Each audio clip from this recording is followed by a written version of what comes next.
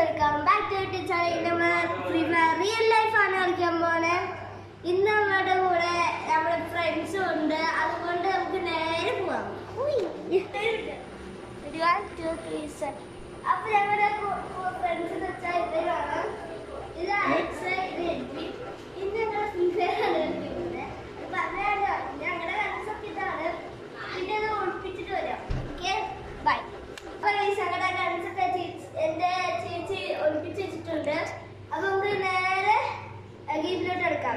അപ്പൊ ready, 1 2 3 second